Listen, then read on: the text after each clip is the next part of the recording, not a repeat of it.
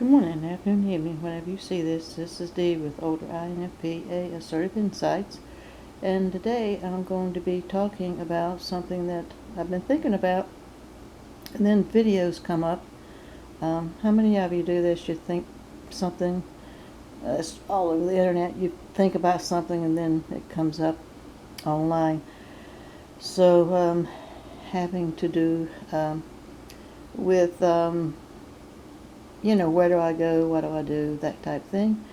And I saw a video that by Wisdom and Happiness channel, which I do enjoy, and they talk about the deep intuitives, which they call the INFJ, INFP, INTJ, and INTP. But since this is an INFP channel and everything INFP, I'm going to stick to that part. And it is based, they say, on Carl Jung.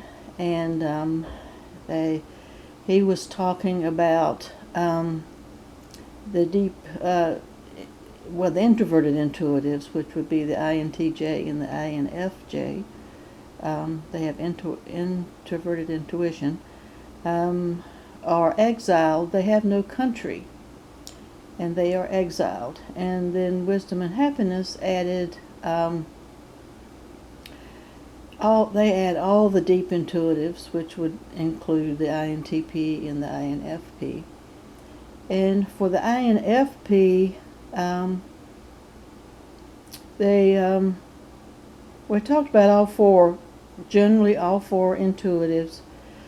These deep intuitives look for belonging. They look to see where they do belong in the world. They have a feeling growing up that they're not of this world. I used to tell everybody that I was a child of the universe. I said that up until maybe a couple of years ago. I'm just a child of the universe.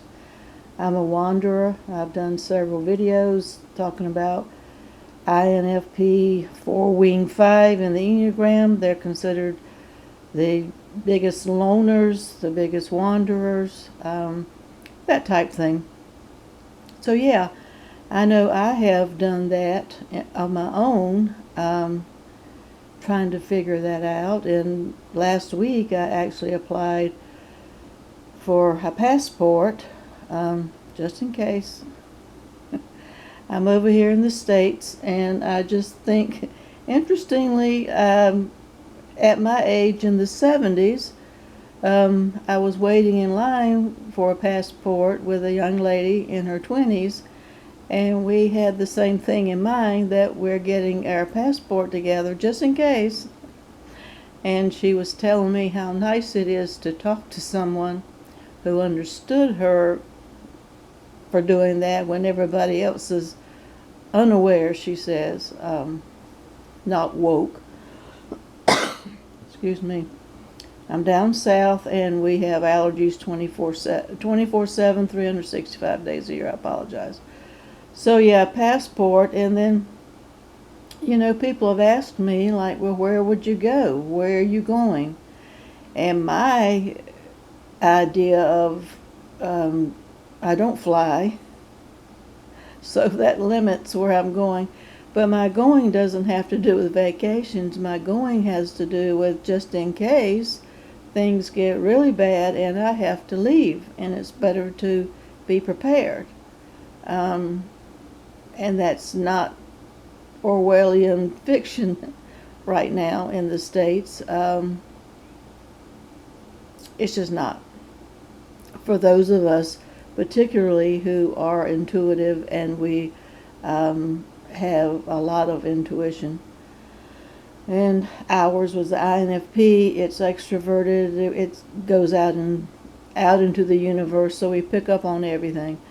So where would I go? And I have no clue. My top two places, it'd have to be not flying, because I don't want to get into that. I've flown one time. One time too many. That's fine. Would be either Canada, or Costa Rica. And Costa Rica found me on the internet, on YouTube actually, a couple of years ago. That's easy to retire to, and you have free health care, and you have this, you have that. It's a peaceful place, and it's calm, and it's beautiful. And I thought, and it's cheap to live, and I thought, well, that might be right. But it's a tropical climate, and it floods during hurricane season, and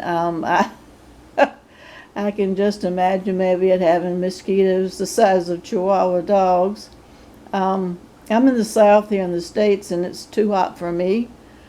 In May, we've already had several high 90-degree days. I am not looking forward to the heat of the summer or hurricane season.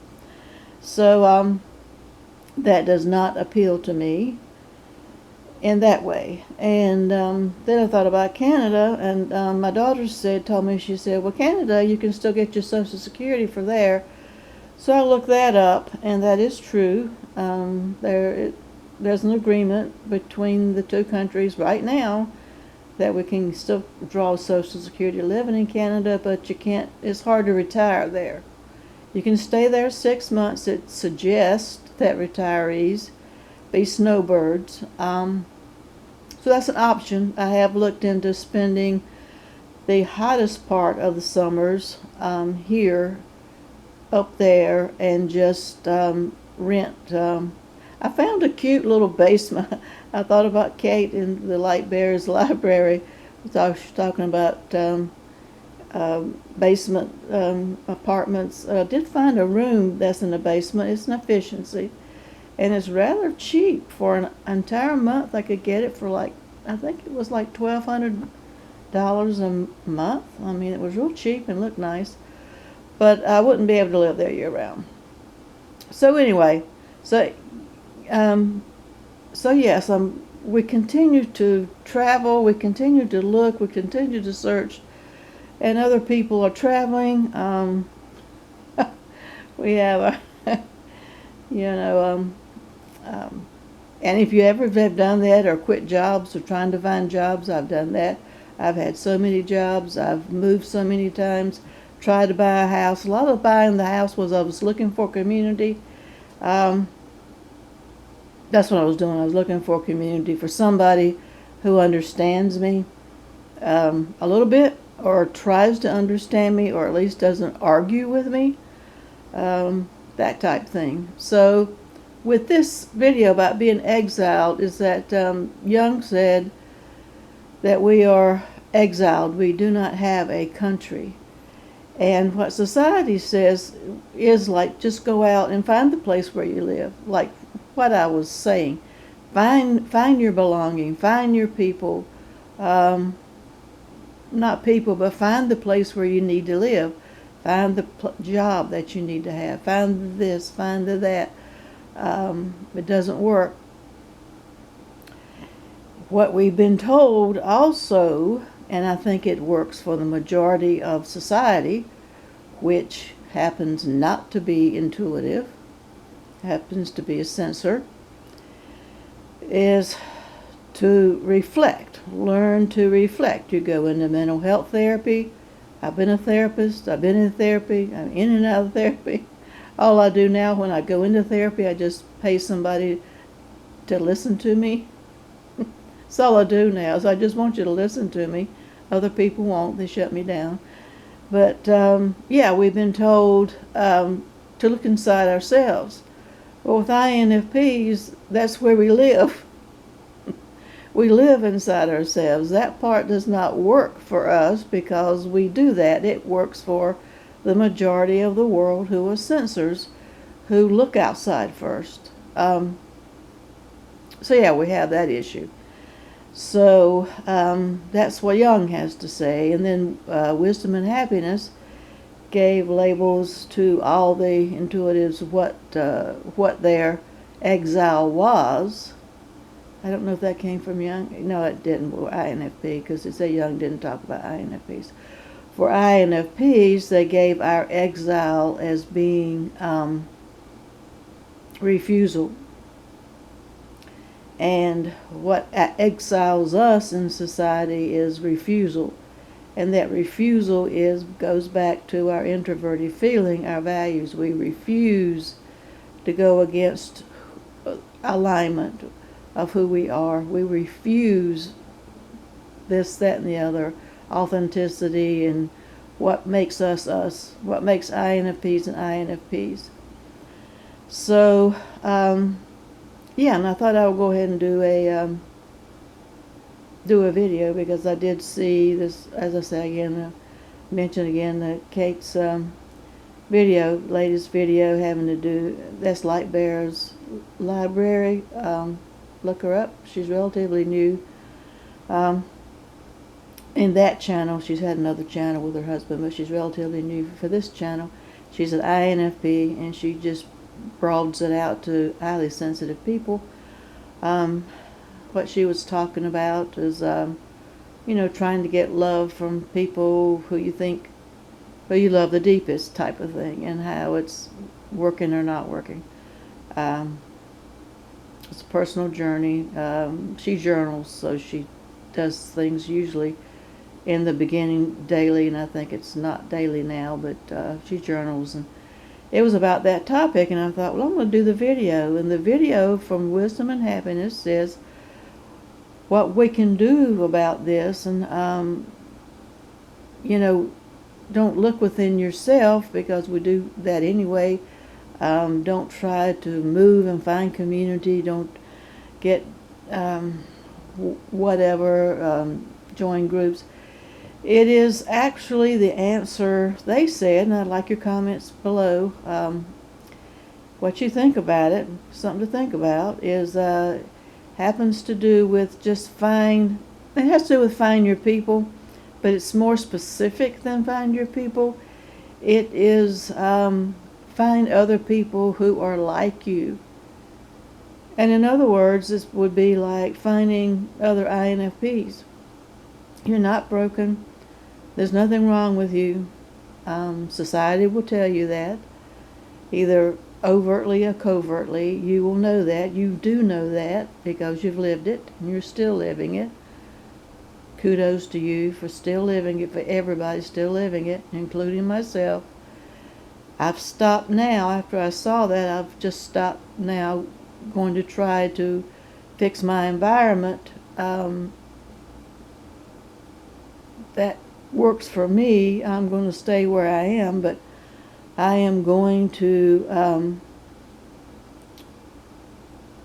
be around people who are like me. And it said not to go look for them, that you will know. It's kind of weird how it says that. Like, you will know when you're around them, and you do know. Keep those people.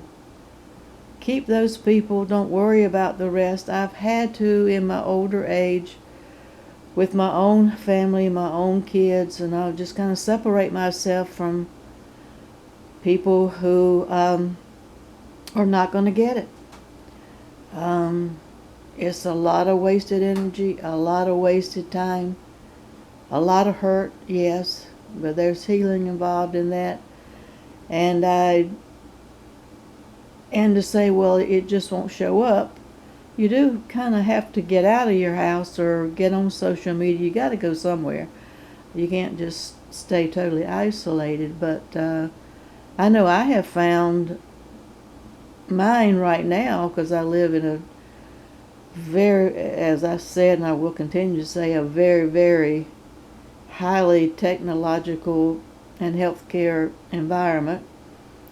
I'm in the Research Triangle Park. You can Google that if you don't know exactly what that is in North Carolina, the Research Triangle Park. Very few of us are here, percentage-wise. So I'm thankful that I found it online. I meet people, they come and go. I continue to meet people. New people pop up, and I insert myself. I don't say I initiate. I don't initiate anything. I just kind of slide. I just say slide into DM.